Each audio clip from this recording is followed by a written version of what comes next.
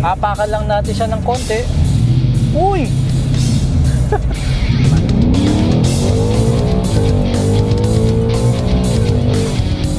Narinig mo yung gulong, Sir Glenn? Talagang kumakayod siya.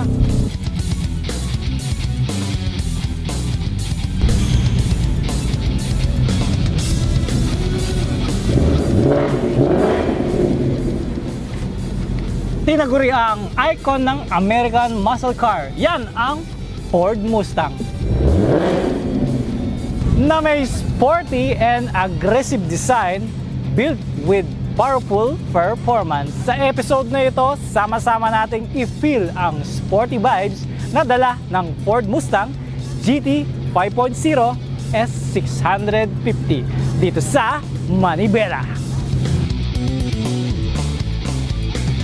Mga kamanibela, nakikita nyo ba itong Mustang sa likod ko? Hindi akin yan. Pero kasama ko ngayon si Sir Glenn Patenciano Maniquis, ang owner nitong iconic muscle car.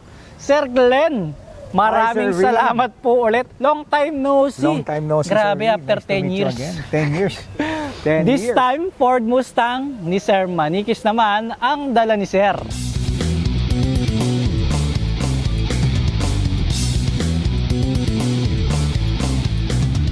Alright, Sir Glenn. Nung nakaraan, motor. Tapos malupit na pickup. Ngayon naman, may dala kang napakalupit na kotse. At hindi lang siya simpleng kotse. Kasi nakita nyo, ang dami niyang details. May mga sticker pa. At ano yun, Sir Glenn? Ano yung Dunamis P Turbo na yan? Dunamis MP Turbo. Actually, ang Dunamis MP Turbo, ito yung racing team namin. Headed by the multi-awarded international race and rally champion, Mike Potenciano. Okay. Siya yung aming mentor, siya yung pinaka-head ng Dunamis MP Turbo Racing Team. So dito sa design ng Ford Mustang mo, Sir Glenn, mukhang ano siya eh, parang kakaiba eh. Ano yan? Stock ba yan, Sir Glenn? Actually, bali nagpalit na ako ng body kit. Ito yung body kit. Ang tawag dito is yung Dark Horse na body kit. Ito, Sir Glenn. Yeah, the Dark Horse, yun yung body kit ng Dark Horse. And then yung stripes naman, kami rin ang gumawa niyan, ang Dunamis wrap and decal. Oh. And then kahit na yung abstract na makikita mo sa sides natin, Dunamis and wrap and decal din yan. Tayo lang ang meron yan. Tsaka by the way, meron nga palang nakalagay na Glenn Ford dito. Sakto, mahilig ka sa Ford, Sir Glenn. Di ba meron kang shop? Actually, palayaw ko ang Glenn Ford. Bakit may Ford, Sir Glenn? Yun ang binigay sa akin ng mami ko eh. So tawag talaga sa akin ng mami ko, Glenn Ford. Dati pa pala talaga? Dati pa lang talaga, Glenn Ford. And then so happens lang na nagustuhan ko mga Ford vehicles. Okay. Okay, so anong ibig sabihin ng sticker na to, Sir Glenn? More on, naghanap kami ng abstract design. And then linaro lang nung team namin, ng marketing team namin, nilaro niya ng designer team namin. Okay. So special design yan. Ako lang ang meron yan. Actually, kulang pa siya ng number 40 dito. Okay. Kasi yun yung number ko when racing. Then, binili mo to ng hindi naka-tint, Sir Glenn eh. Yes. Pero bakit black na siya ngayon? Anong tint yung ginamit mo? Ang ginamit namin dyan yung Sildex Plus na Ultra HD Nano Ceramic Tint. Ito yung tint na kung mapapansin mo, dark outside, pero crystal clear inside. Wow. Kahit na dark siya, pwede mo pa rin yan gamitin yan kahit na sa racing. Crystal clear pa rin siya. Kahit sa gabi, Sir Glenn, hindi siya madilim? Kahit sa gabi, kahit na umuulan pa, clear talaga siya. Oh, ang galing. Sa inyo rin, available yun? Sa amin din, sa Dunamis din. Mukhang alagang-alaga mo yung kotse mo, Sir Glenn. Mukhang paborito mo to. Pero, madako lang tayo sa tanong na, bakit sa dami naman ng, di ba, consider as muscle car to, di ba, Sir Glenn? So, sa dami ng available, meron namang, di ba, Hellcat, ganon. Tapos yung Camaro. Di ba? Bakit Ford Mustang naman? Bukod sa dahil Glenn Ford ka, Sir Glenn. Bakit Ford Mustang yung napili mo? Unang-una kasi meron kasi kaming Ford shop. Okay, we specialize in Ford vehicles. So kaya ang first choice ko talaga rin is the Mustang. So ang question ko, saan mo ba siya madalas ginagamit? Honestly, pag may trabaho ako, ginagamit ko talaga yung pickup. Pero my daily driven talaga is ito. Ito talaga daily yung gusto driven? ko. Ito, sir? Ayun talaga ginagamit ko, daily driven. Maliban sa daily driven ko siya, ginagamit ko rin siya sa racing. Katulad nung last time, sinali ko siya sa Super Touring Festival. And so far, mukhang maganda naman ang performance natin. Although that, iyon ang pinakauna kong first race na sinalihan. So far, maganda naman daw ang placing ko, sabi nung aking mentor. Eh di ibig sabihin, Sir Glenn, meron kang mga trophy ngayon. Actually, meron. Nagkaroon Yun? ako. Pero sa ibang division naman yon, gamit naman namin yun sa endurance, sa 4-hour endurance race, saka sa 8-hour endurance. Naka-first runner-up kami as a team. It's a team effort. Kaya kami naka-first runner-up. Ang sarap naman nun, daily driven, tapos champion car pa. First Masarap nga time siyang- nag-race. O kaya nga, Sir First time Glenn. nag-race ako. Naka-chamba tayo, naka-first runner-up yung team Oo. natin. Sa Nakatip endurance. pa yan.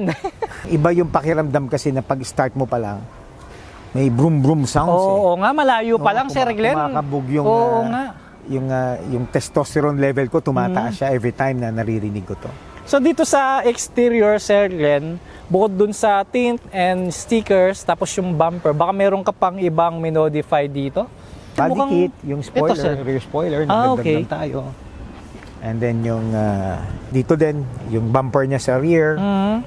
Yung tambucho natin, stock yan, pero naka-full exhaust tayo. So yun yung minodify mo sa ilalim, yung full Sir Glenn? exhaust.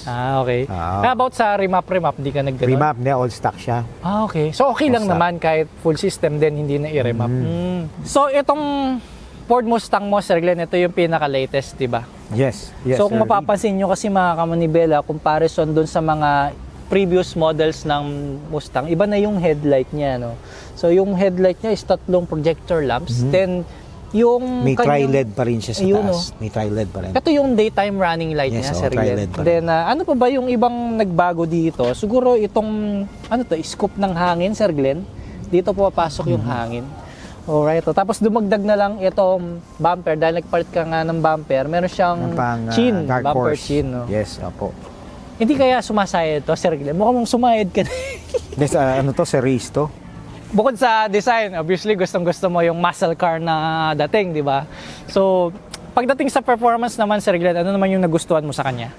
Number one na nagustuhan ko sa kanya is a 5.0 V8 Oh. Coyote V8? engine. Yes. Walo yung piston? Yes, sir, Reed. Dalawang sasakyan na yun Grabe. Ang horsepower niya is nasa 487 horsepower. 400? Ang torque niya more or less nasa 580 more or less. Lakas. It can go from 0 to 100 kph in 3.9 to 4.2 seconds. Yung sa akin, kaya niya 3.9 seconds. Oh, sige. 0 to 100. Siyempre, nagre-race ka kasi, Sir Glenn, kaya natry mo na yun di ba? Yes, opo. And then, good thing din sa kanya is meron siyang track mode. So, pag nasa circuit kami, nasa race kami, lalagay ko lang siya sa track mode. Ang laking bagay sa race. Ang laking tulong siya sa race kasi naka-track mode siya. Meron siyang track mode. Ito kasi, ang suspension niya is, ang tawag nila dyan is Magna Ride Suspension. Oh. It adjusts 1,000 times per second. Ganun ang Magna Ride Suspension. Habang nagra-ride, Sir Habang Glenn, tumatakbo bago. ka, kumorner ka, per second, Bigla it can siyang adjust. Tumitigas, Oh. lumalambot. Yun yung Magna Ride Suspension. According sa specs niya. And so far, pag ginagamit ko nga, iba talaga tumakbo siya pag naka-track mode. Ang ganda ng takbo niya pag naka-track mode siya. Talagang hugging the road siya. Parang gusto ko tuloy makita kung paano niya palitan yung modes nito. Pwede ba nating makita yung loob, Sir Glenn? Sure. Ayun. Check natin, sir. Sige, let's go.